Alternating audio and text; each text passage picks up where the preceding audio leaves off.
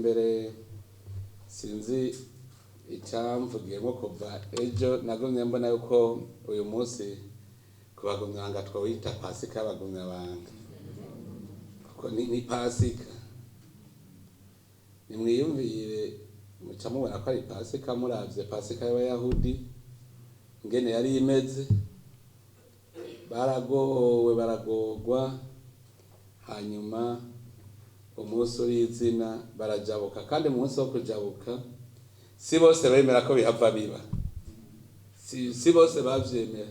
Nico gituma na twebwe hariho abatavyemera yuko tubivamwo.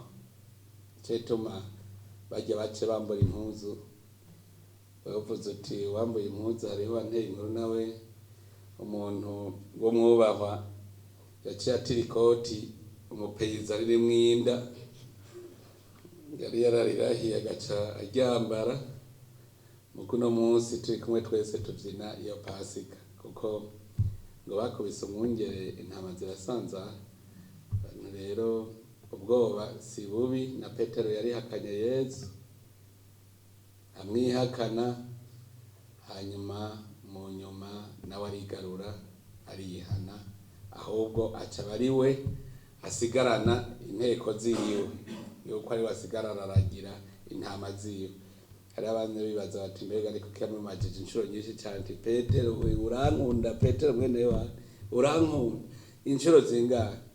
Bamwe rero bagacavuga bati yamubajije izo nshuro kubera kwari kugira ngo yumve ko agihakana kumwe kwa mbere. Abandi bati namba kwari kugira ngo atsindagire neza ishagira mutume kose akamubwira ati ragira intama zanje.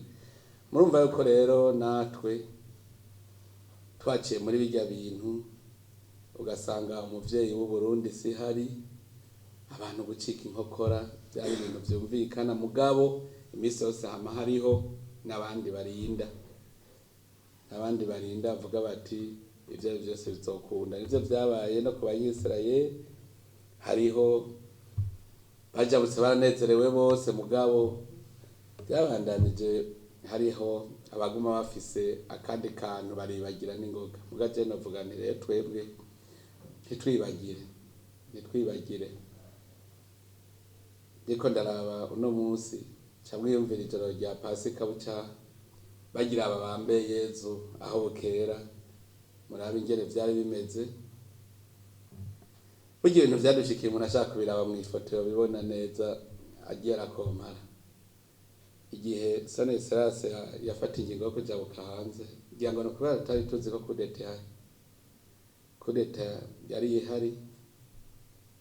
Cyo ndavyibukiraho cyane nuko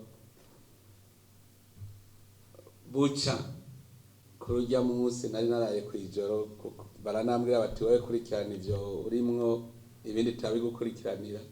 Hanyuma ngize ngo ntoya gahengwe saa 10 y'ijoro bati nta gahengwe kari ahubwo rero se kosome tubunyere tugira dutangure rero urugamba.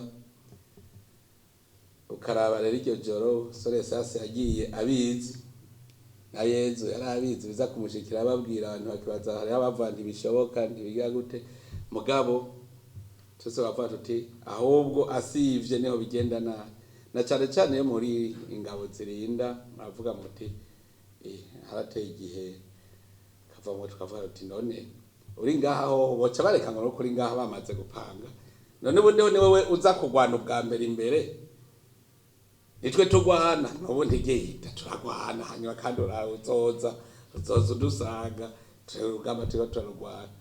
Kandi burya yatagenda nawe ntawuzi, iyo hatabwo kurinda ngagende ntawuzi ngene byari kugenda, byari kuba ibindi kuko murabona amakungu yarari.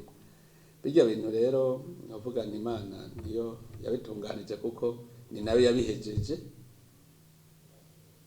ntawo kwigira yibagira kubisubiramo. Yavuze ati abamanifestant akabapolisi batari bakoze ubwenge bwabo, mugabo kudeta ikaba ariyo ibakura mwibarabara.